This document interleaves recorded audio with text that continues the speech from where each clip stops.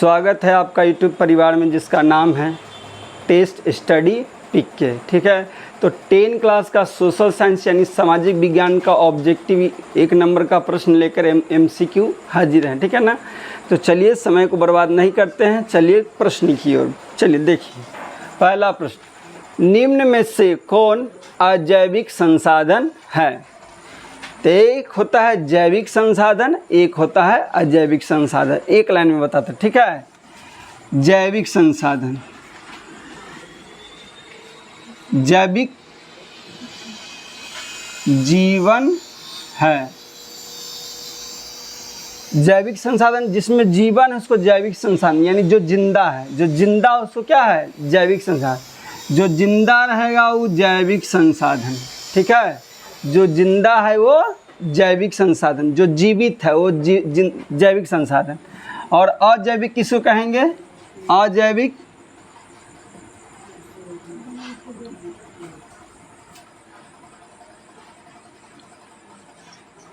मृत। मरा हुआ को अजैविक संसाधन कहेंगे और जिंदा है उसको जैविक संसाधन कहेंगे। ठीक है, जो वस्तु जिंदा है वो जैविक संसाधन और जो वस्तु मृत है, मरा हुआ है, वो अजैविक संसाधन। चलिए तो अब बताइए इसका आंसर क्या होगा, आप लोग बताइए। निम्न में से कौन अजैविक संसाधन है? तो मानव तो जिंदा रहता है, तो ये कैसा संसाधन है? जैविक संसाधन। पक्षी भी जिंदा रहता है, तो ये भी क्या है? जैविक संसाधन। नदी जिंदा नहीं रहता है, तो ये क्या है? अजैविक संसाधन। नदी क्या है? अजैविक संसाधन। अब पेड़ भी जिंदा रहता है, तो ये भी है जैविक संसाधन। जो जीवित है यानी जो जिंदा है, सजीव है, वो जैविक संसाधन। और जो निर्जीव है वो अजैविक संसाधन। कोई दिक्कत? तो इसमें नदी क्या है? अजैविक संसाधन। ठीक है, नेक्स्ट, रेगुर किसे कहते हैं? बोल रहा है रेगुर मृदा, यानी रेगुर मिट्टी किसको कहते हैं? लाल मिट्टी को, काली मिट्टी को, जलोढ़ मिट्टी को या लेटराइट मिट्टी को? बताइए किस मिट्टी को कहते हैं? रेगुर मिट्टा। ठीक है, रेगुर। तो काली मिट्टी को क्या कहते हैं? रेगुर मृदा। काली मिट्टी को क्या कहते हैं? रेगुर मृदा। ठीक है, काली मिट्टी में सबसे ज़्यादा होता है कपास।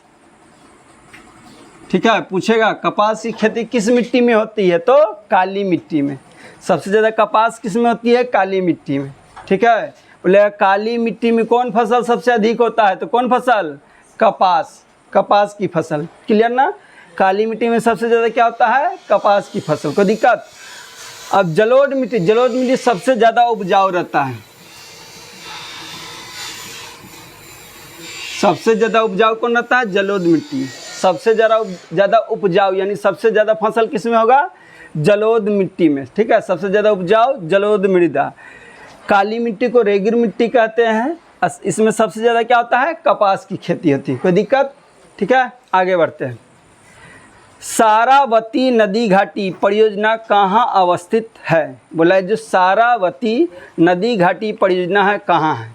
कौन सा? सारावती नदी घाटी परियोजना कहाँ है? तो सारावती नदी घाटी परियोजना कहाँ है? कर्नाटक में। कहाँ है?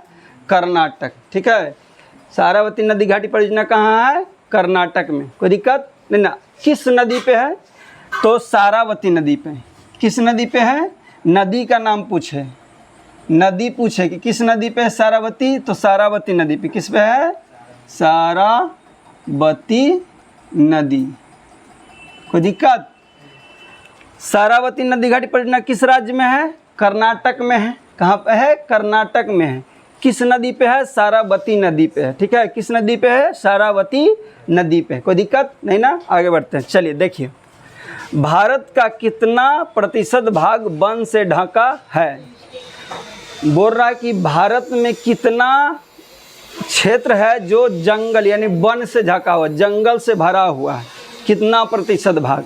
तो पहला ऑप्शन है 21.25, 24.62 या 33% या 18%। तो बताइए कितना भाग में वन से ढका हुआ है?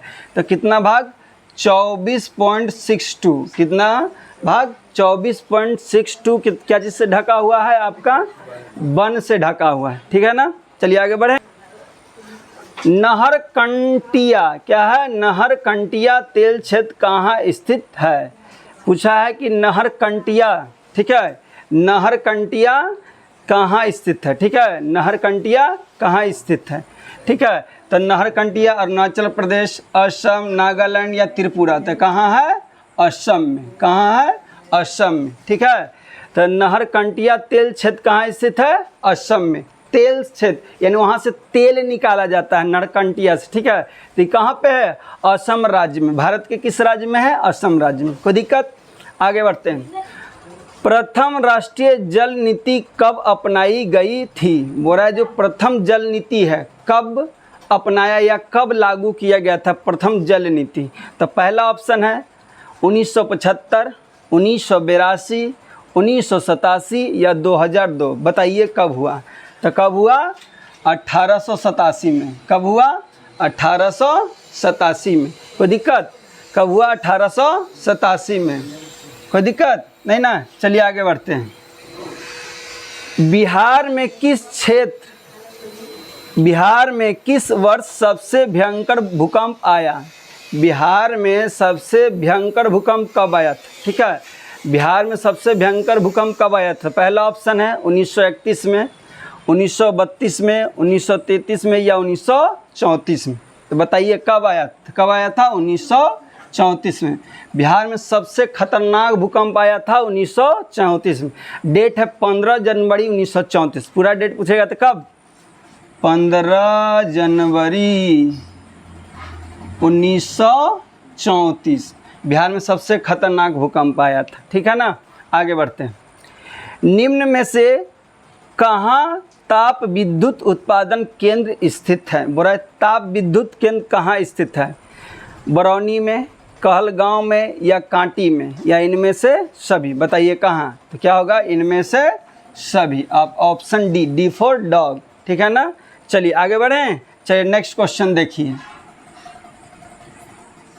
चलिए तो देखिए, गांधी जी के राजनीतिक गुरु कौन थे, किसका गुरु, गांधी जी का राजनीतिक गुरु कौन थे। तो राजनीतिक गुरु बताइए। पहला ऑप्शन गोपाल कृष्ण गोखले, रविन्द्रनाथ टैगोर या बिपिन चंद्र पाल या व्योमकेश बनर्जी, बताइए कौन है। तो कौन है, गोपाल कृष्ण गोखले।